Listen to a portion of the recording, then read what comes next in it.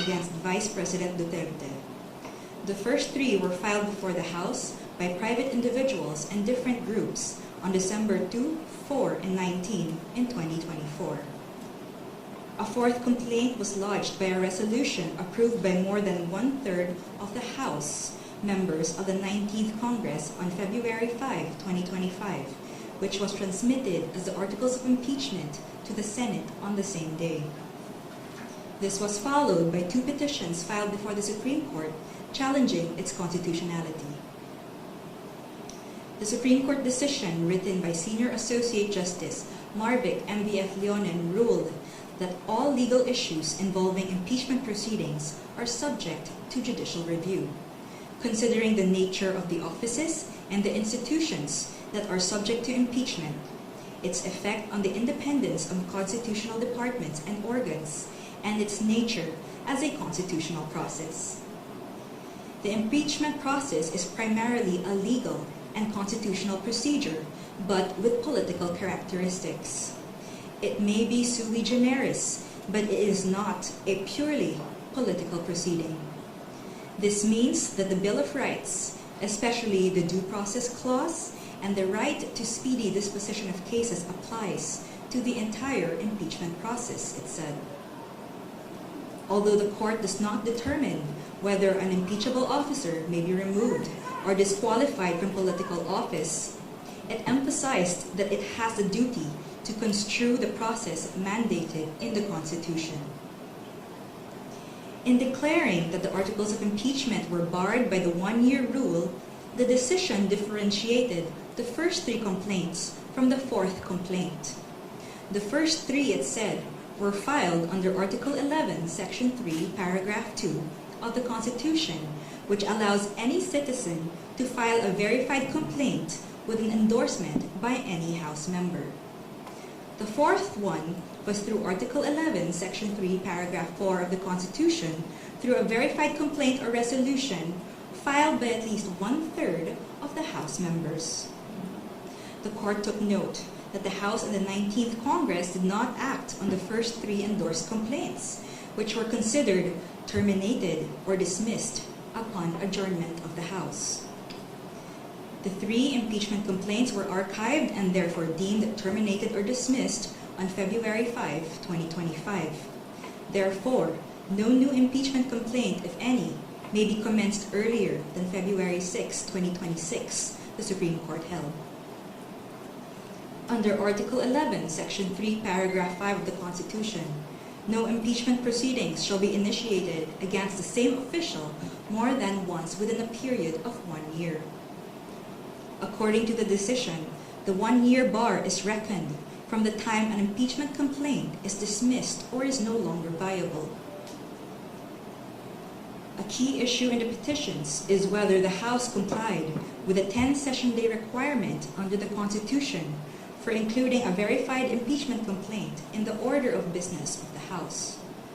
The court ruled that the House was able to comply with the requirement by putting the three endorsed impeachment complaints in the order of business of the House of Representatives, since a session day is not equivalent to a calendar day. It is a period that starts from a call to order until the session is adjourned, regardless of the passage of time. However, the court reminded the House that Article 11, Section 3, Paragraph 2 of the Constitution clearly requires that a verified impeachment complaint be immediately put in the order of business within 10 session days from its endorsement. The Constitution does not grant either the Secretary General or the Speaker of the House any discretion to determine when this period commences. Consequently, the House of Representatives is not granted any discretion except to refer these matters to the proper committee within 3 session days. However, the House may opt to consolidate all impeachment complaints properly commenced and endorsed within these periods. The court also determined that due process applies to the impeachment process. It laid down the following due process requirements in impeachment proceedings. First, the articles of impeachment or resolution must include evidence when shared with the House members especially those who are considering its endorsement. Second, the evidence should be sufficient to prove the charges in the articles of impeachment. Third, the articles of impeachment and the supporting evidence should be available to all members of the House of Representatives, not only to those who are being considered to endorse. Fourth, the respondent in the impeachment complaint should have been given a chance to be heard on the articles of impeachment and the supporting evidence to prove the charges prior to its transmittal to the Senate, despite the number of endorsements from House members. The House of Representatives must be given reasonable time to reach their independent decision of whether they will endorse an impeachment complaint.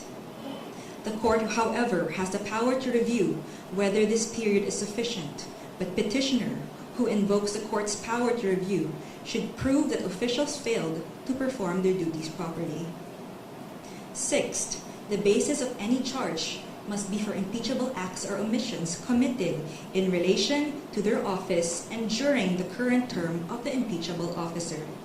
For the President and Vice President, these acts must be sufficiently grave, amounting to the crimes described in Article 11, Section 2, or a betrayal of public trust given by the majority of the electorate. For the other impeachable officers, the act must be sufficiently grave that they undermine and outweigh the respect for their constitutional independence and autonomy. And seventh, to ensure that respondent in the impeachment complaint is heard under the requirements of due process in the procedure under Article 11, Section 3, Paragraph 4, the House of Representatives is required to A. Provide a copy of the articles of impeachment and its accompanying evidence to the respondent to give him or her an opportunity to respond within a reasonable period to be determined by the House rules. The Constitution only requires an opportunity to be heard. It is up to the respondent to waive this fundamental right and opt to present his or her evidence at the Senate trial. And B. Make the articles of impeachment with its accompanying evidence and the comment of the respondent available to all members of the House of Representatives. It is the House, not 1/3 of the House, that has the sole prerogative to initiate impeachment complaints. Thus, there must be some modicum of deliberations so that each member representing their constituents can be heard and thus convince others of their position. The transmittal will only take place upon the qualified vote of 1/3 of the House. We quote from the final note of the unanimous decision. It is not our duty to favor any political result. Ours is to ensure that politics are framed within the rule of just law. We cannot concede the sobriety of fairness inherent in due process of law to the passions of a political moment. Our fundamental law is clear. The end does not justify the means. We understand our history. We have learned that in the past, momentary desires to do what is convenient and concede means to ends have inadvertently created precedents that weaken the succor of law for those who dissent, or those at our society's margins, or those who may have fallen out of grace from the powers that be. We have learned that the clash of political interests in the past, often disguised by noble intentions, has obscured the need to address the real problems of corruption, inequality, poverty, and disempowerment faced by our people. We will not allow that to happen again. We will not hesitate to declare what is legal, just, and right for our people. There is a right way to do the right thing at the right time. This is what the rule of just law means. This is what fairness or due process of law means, even for impeachment. End of quote. The Supreme Court's ruling is immediately executory.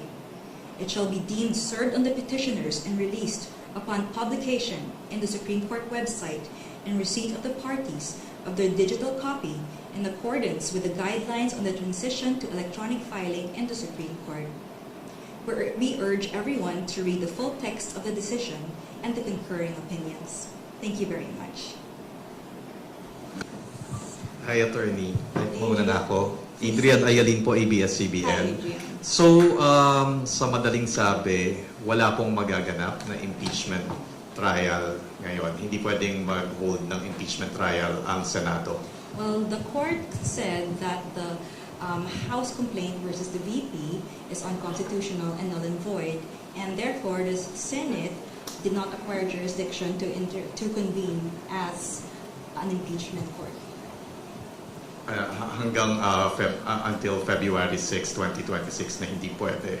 The February 6, 2026, that's the due date. I mean, that's the date until when another complaint can be filed. Okay. Or initiated. And wala na pong pwedeng magawa ang House of Representatives, as you said, immediately executory. It's immediately executory, but they always have the option to file a motion for reconsideration. Thank you, Attorney. Attorney, Ben Punta po sa Philippine News Agency. To clarify lang, it was a unanimous decision. There was no division among the justices about it. No, It is a unanimous decision, although there were 2 justices who did not vote. May we know the 2 justices who did not vote? Yes, so that's Justice Benjamin Kagiwa, he inhibited, and there's Justice Maria Philomena Singh, who was on leave.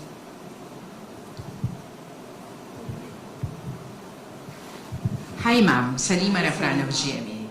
Ma'am, para po mas maintindihan ng publiko, ano po yung naging dahilan ng Korte Suprema kung bakit nga po naging null and void ito nga pong articles of impeachment at hindi po dapat matuloy ito nga pong impeachment trial laban kay Vice President Sara Duterte?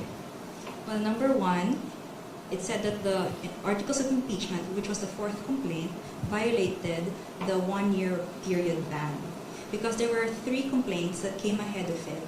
And although Congress was able to include it in the order of business, it did not refer it to the proper committee within the 3 days because they had to adjourn. So the Supreme Court said that they archived it, and as a result, it was terminated, therefore deemed dismissed. So the 1-year ban will start or count from the time it was dismissed. So the 4th complaint could not have validly been transmitted to the Senate. Tapos ma'am, meron din pong sinabi yung Korte tungkol po dun sa hindi nito ina-absuelto. Yes. Tama. Pwede pong pakiulit yun and pakipaliwanag yung parte pong yan. So the court The court said it is not absolving Vice President Duterte from any of the charges against her. So that means, again, hindi siya absolved from any of the charges. But any complaint for impeachment against her can only be filed by Feb 6, 2026 onwards. So pwede pa rin humarap? Pwede pa rin.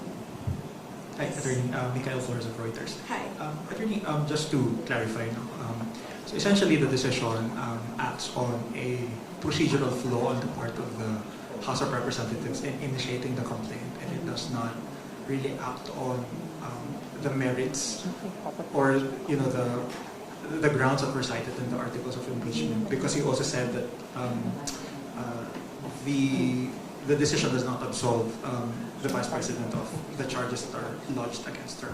Yes, so the decision does not delve into the merits of the impeachment complaints against the VP, but rather it just said that the impeachment complaint that was transmitted to the Senate was void for being contrary to the 1-year ban, and that it violated the due process rights of the VP. And in terms of way forward, when, for example, the House of Representatives invoke their independence as a co-equal and independent branch of government, how is the court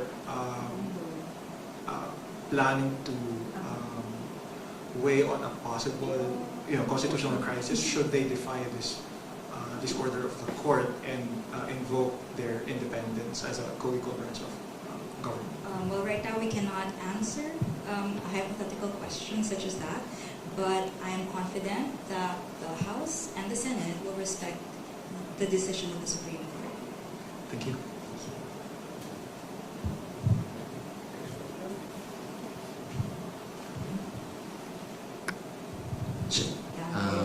With your indulgence po sa tanong ko, Pag ganun ba, ma'am, there was a grave abuse of discretion on the part of the Congress, which is a co-equal branch of the Supreme Court of Judicial Branch.